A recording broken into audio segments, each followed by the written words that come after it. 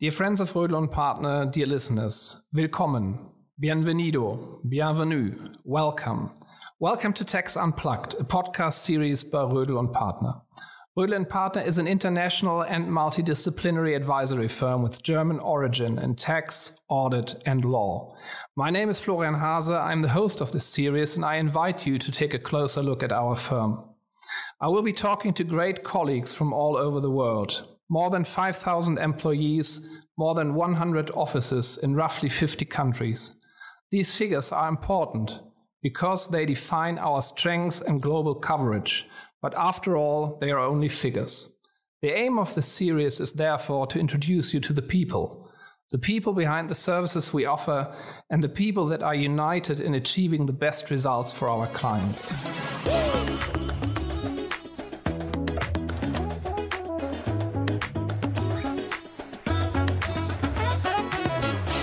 And with me today is Elisa Fay from our Atlanta office. Welcome, Elisa.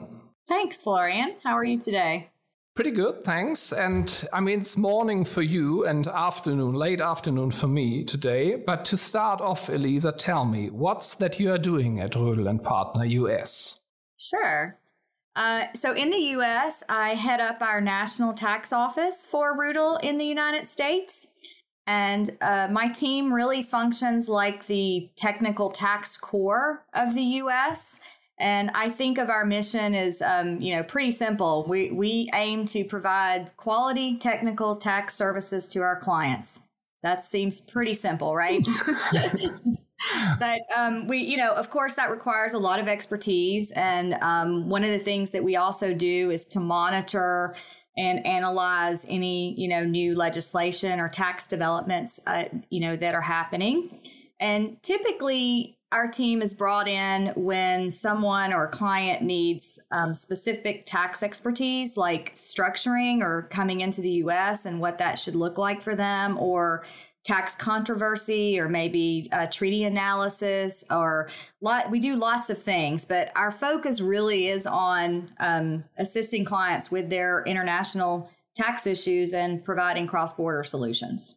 Mm-hmm. You've already mentioned some very important substantive tax topics, but I think our listeners will also be interested in learning how we have structured our business and our services in the US. So maybe you can tell us a little bit about this first. So how many offices do we have? How many colleagues and what kind of services in general do we offer? Sure, absolutely. So in the U.S., we have 9 offices. Our headquarters are in Atlanta, Georgia, and we have 270 employees in the United States.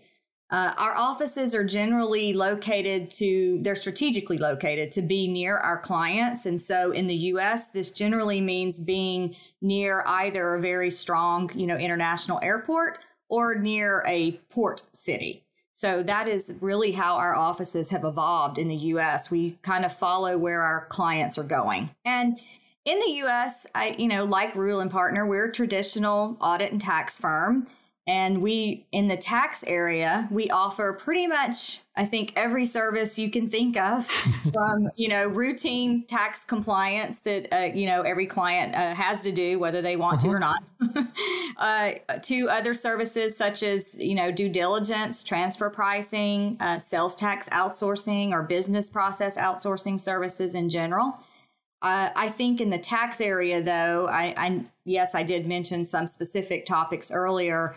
Our expertise is really in the inbound and outbound, international arena. Mm-hmm. And do the 9 offices, do they by and large offer the same services, or are there also some peculiarities in terms of taxes?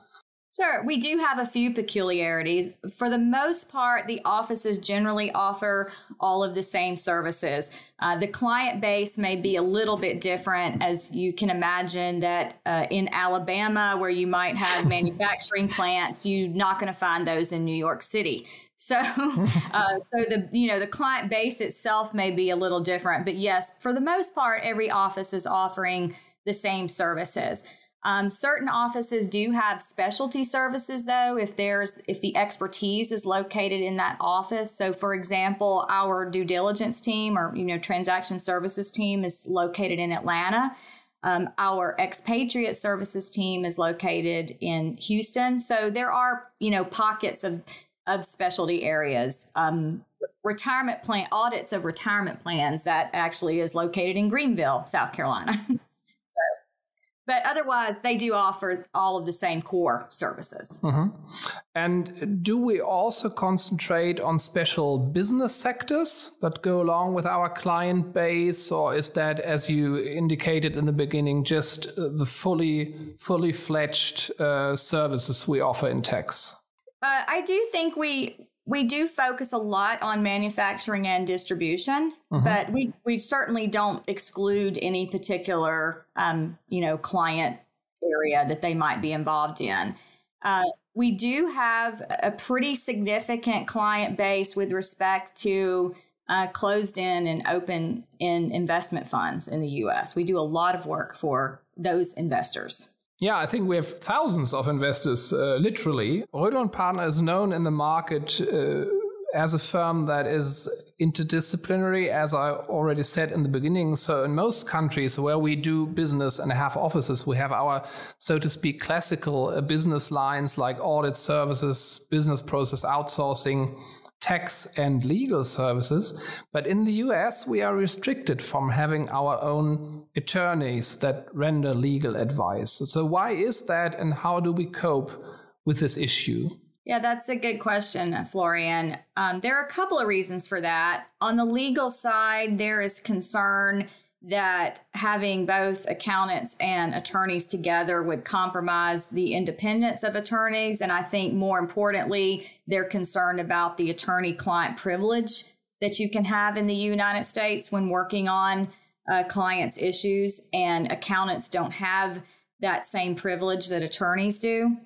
And then on the accounting side, the Securities and Exchange Commission, they have rules that prohibit an auditor from forming an opinion on a client's financial statements if the auditor's firm also has an attorney-client relationship, with the company.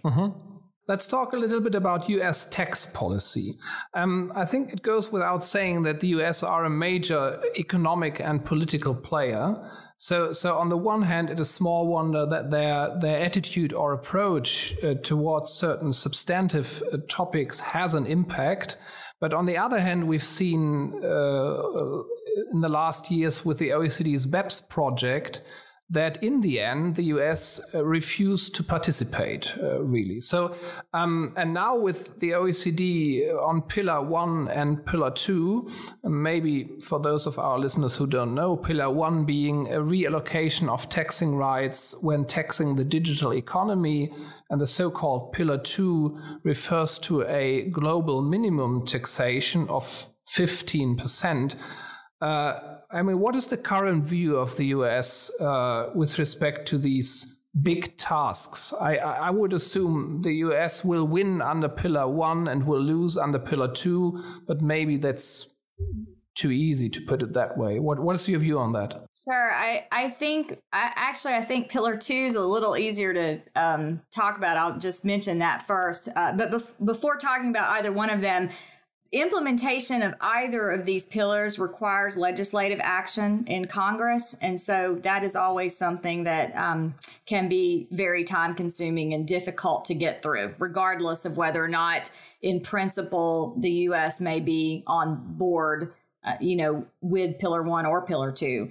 In regard to Pillar 2, I think the U.S. is fairly aligned with the proposals with respect to Pillar 2. We have our own sort of minimum tax regime already, the GILTI provisions, which is global intangible low taxed income, has nothing really to do with intangibles.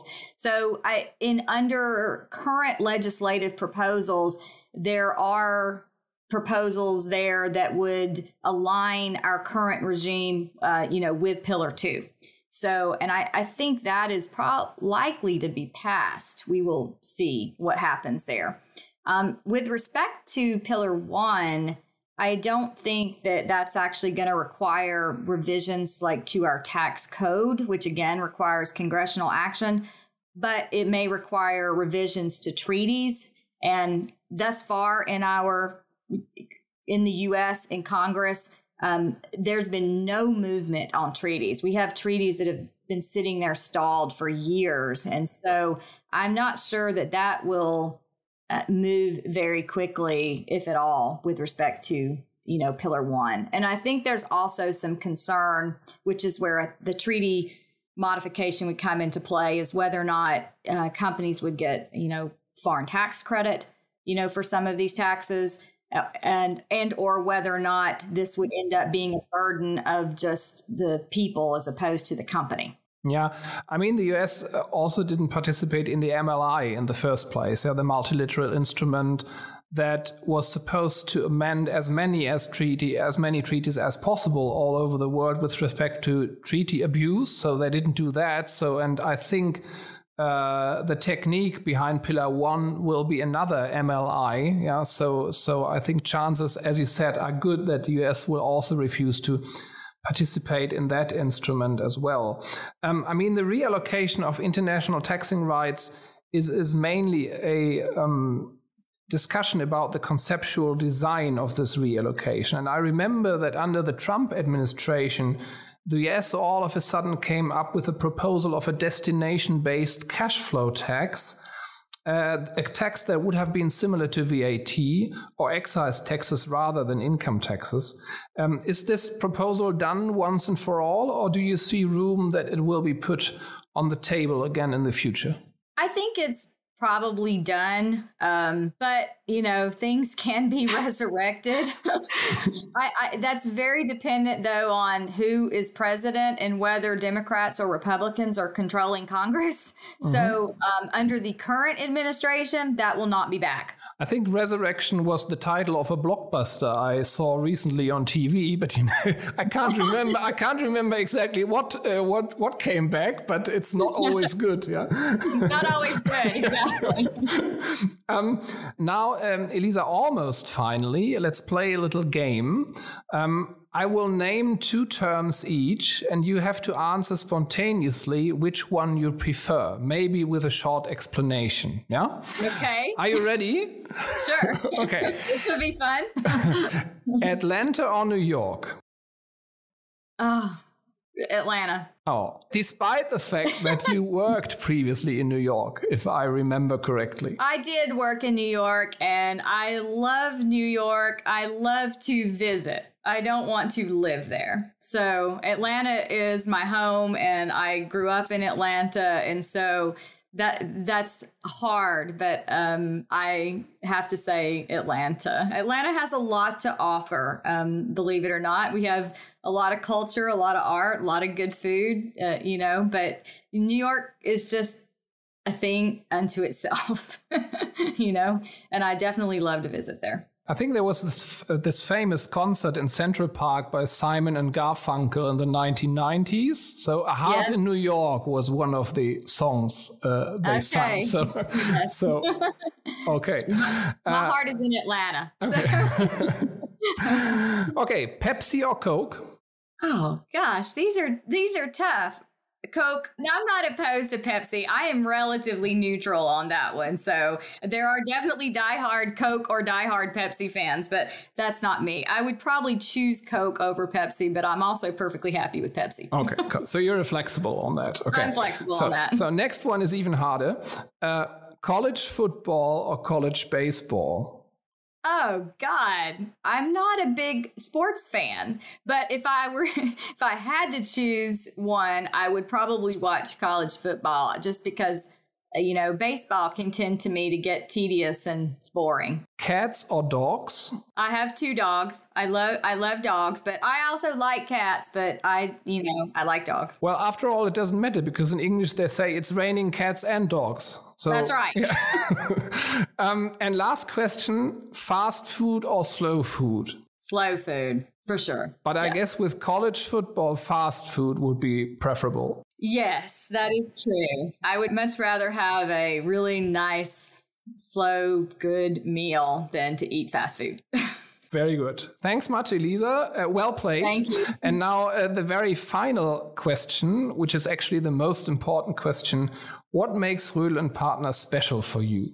Oh, man, there are a number of things. One is that, because of how we're structured, I get to be involved in a lot of different areas of tax. And so I really love the diversity and the variety.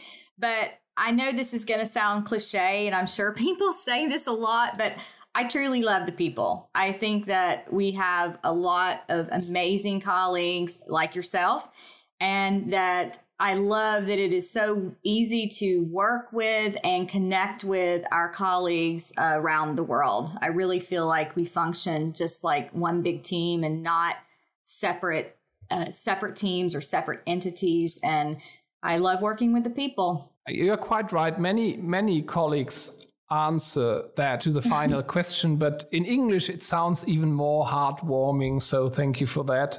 It was a pleasure talking to you. Time's up already. Many thanks for being on the show, and all the best. And for all those listeners outside, dear friends and clients, this was Tax Unplugged, a podcast series by Rödl & Partner. And at least now all of you know whom to call when you're seeking tax advice with respect to the United States. Elisa Fay is the person to go to. That's all for the moment. All the best, and talk to you soon. Bye-bye. Das war die neueste Folge von Tax Unplugged, dem Rödl & Partner Steuerpodcast. Rödl & Partner ist der agile Kümmerer für mittelständisch geprägte Weltmarktführer. Besuchen Sie uns auf rödl.de oder auch auf rödl.de/Steuerpodcast. Erfahren Sie mehr über die Kolleginnen und Kollegen und über unseren internationalen und interdisziplinären Beratungsansatz. Fragen und Themenvorschläge können Sie auch an steuerpodcast@rödl.com richten. Bis bald zur nächsten Folge von Tax Unplugged.